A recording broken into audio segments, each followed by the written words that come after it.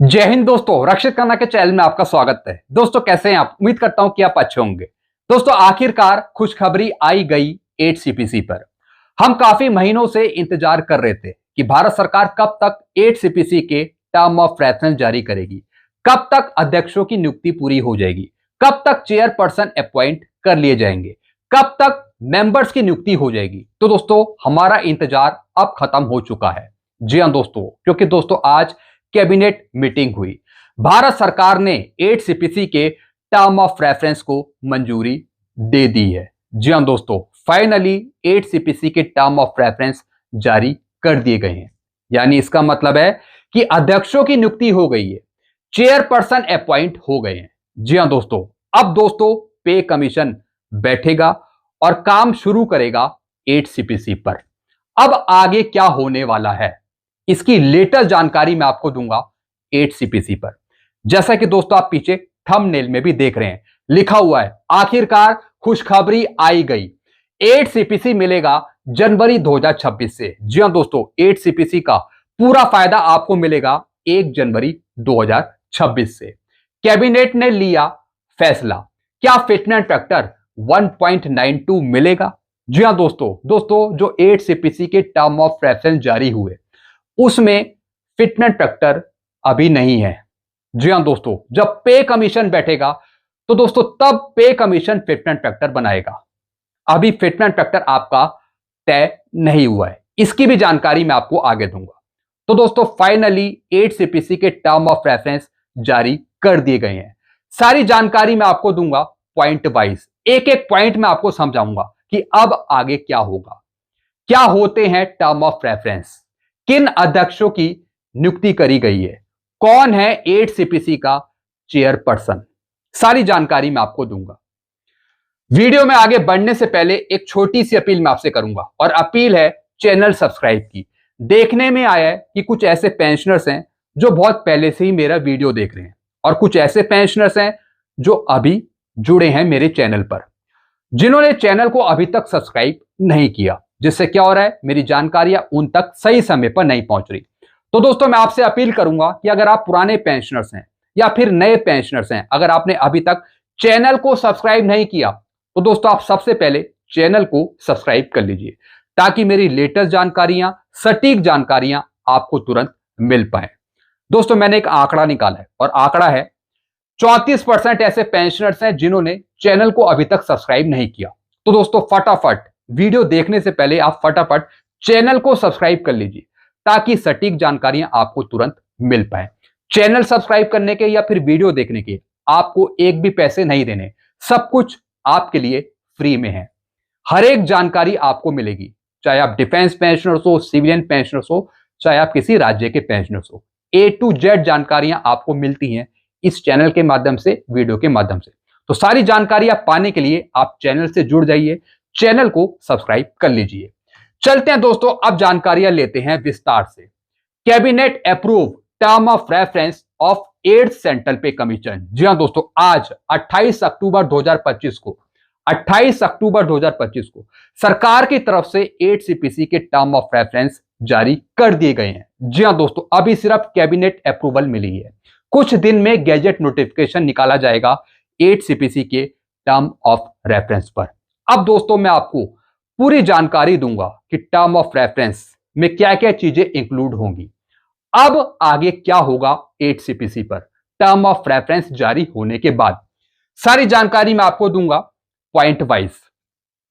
केंद्रीय कर्मचारियों और पेंशनर्स के लिए सबसे बड़ी खुशखबरी 8 CPC पर। सबसे पहला पॉइंट, जी हां दोस्तों आज अश्वनी वैष्णव जी ने घोषणा करी मीडिया में कि सरकार ने कैबिनेट मीटिंग में 8 CPC के टर्म ऑफ रेफरेंस को मंजूरी दे दी है।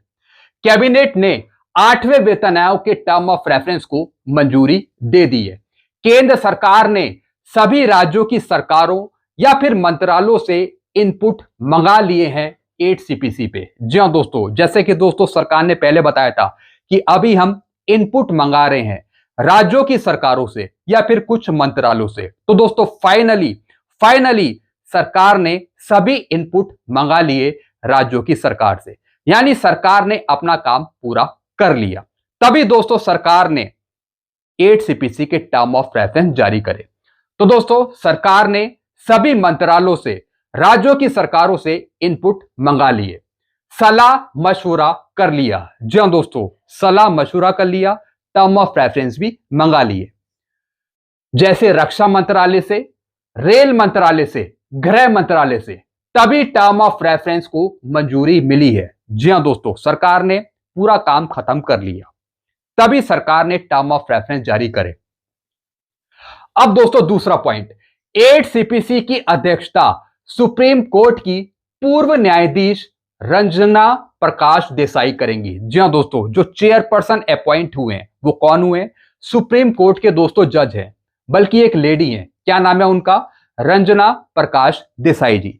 ये अगुवाई करेंगी 8 सीपीसी की। जी हां दोस्तों, यानी जो मेंबर्स है, जो पूरा पे कमीशन है, वो इन्हीं के इर्द गिर्द घूमेगा। जैसा ये कहेंगी वैसे ही काम होगा।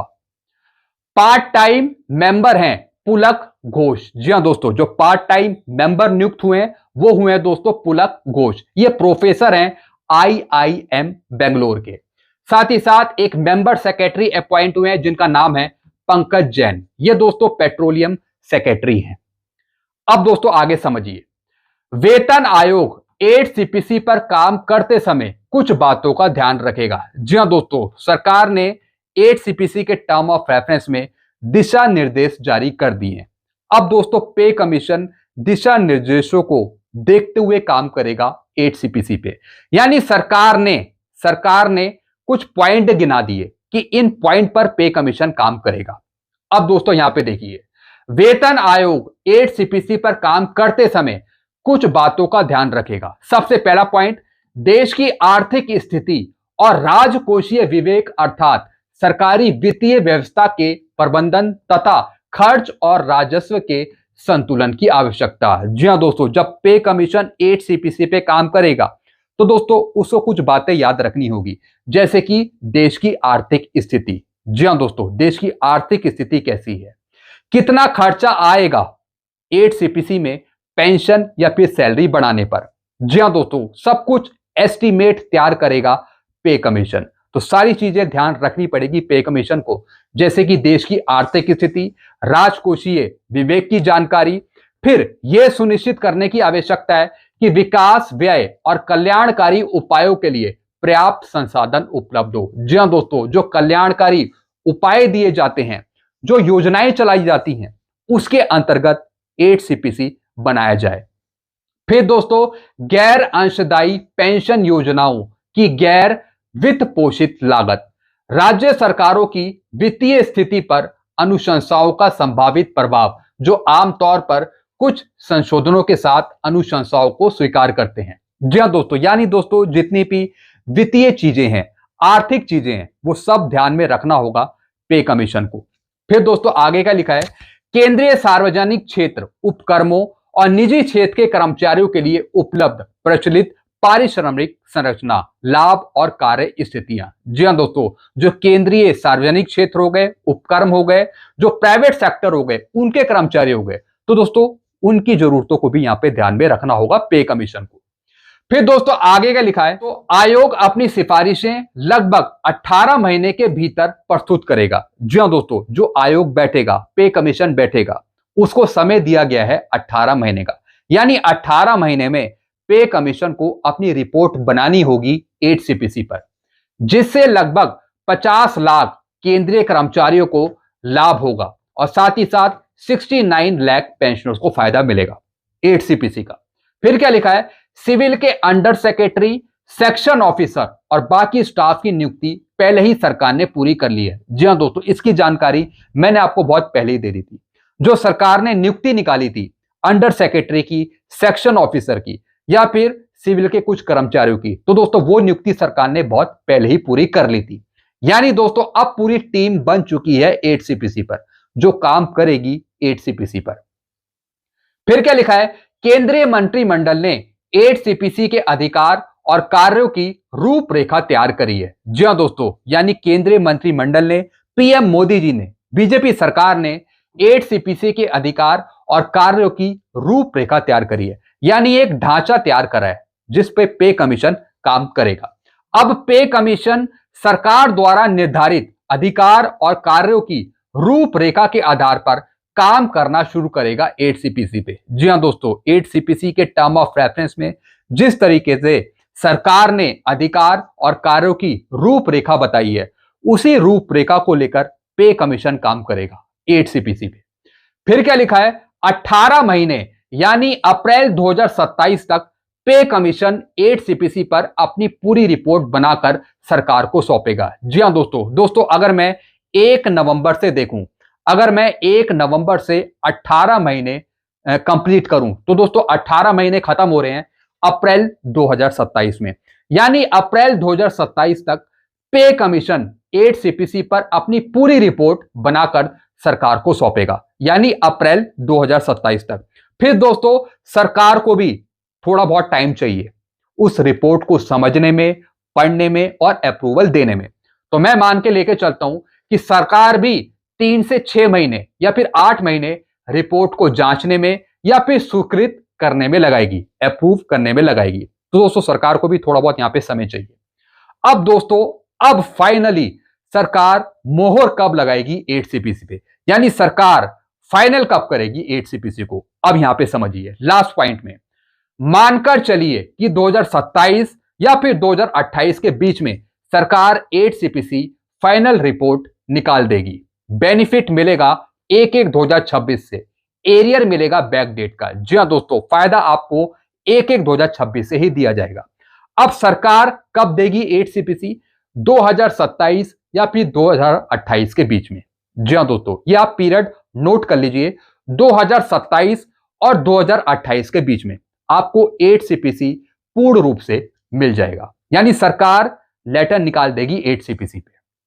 तो दोस्तों ये मैंने आपको आगे की रणनीति बता दी, सब कुछ बता दिया टर्म ऑफ रेफरेंस के बारे में। अब दोस्तों पे कमीशन बैठेगा और 8 सीपीसी पर काम करेगा। 18 महीने का टाइम है पे कमीशन के पास पूरी रिपोर्ट बनाने के लिए 8 सीपीसी पर। और फिर दोस्तों वो रिपोर्ट सरकार के पास जाएगी अप्रैल 2027 के आसपास।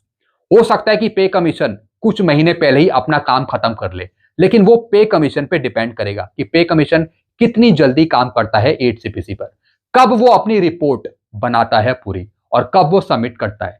एक टाइम मैंने यहां पे ले लिया, 18 महीने मतलब अप्रैल 2027 तक, यानी अप्रैल 2027 के आसपास पे कमीशन अपनी रिपोर्ट बना लेगा और सरकार को सौंपेगा। और सरकार भी यहां पे टाइम लगाएगी 2 से 3 महीने, 6 महीने या 8 महीने। तो हम मान के लेके चल रहे हैं 2027 के एंड या फिर 2028 के शुरुआत में। तो दोस्तों ये सटीक जानकारी है, एक्यूरेट जानकारी है जो मैंने आपको दी है। अभी इसमें फिटमेंट फैक्टर तय नहीं हुआ है, क्योंकि दोस्तों फिटमेंट फैक्टर तय करेगा पे कमीशन। पे कमीशन पे मैट्रिक्स बनाएगा, सब कुछ A to Z काम करेगा पे कमीशन, सैलरी का, अलाउंस का, सब कुछ। तो दोस्तों अभी फिटमेंट फैक्टर तय नहीं है, अभी मिनिमम पे तय नहीं है, तो इसके लिए आपको वेट करना पड़ेगा। कुछ और जानकारी आएगी जो मैं आपको देता रहूंगा आगे। तो दोस्तों बस यही जानकारियां थी जो मैं आपके लिए लेकर आया था। ऐसी जानकारियां आपको बराबर मिलती रहेंगी। तो सारी एडवांस जानकारियां पाने के लिए, सटीक जानकारियां पाने के लिए आप चैनल से जुड़ सकते हैं, चैनल को सब्सक्राइब कर सकते हैं। चैनल का नाम है Rakshit Khanna. Thank you so much.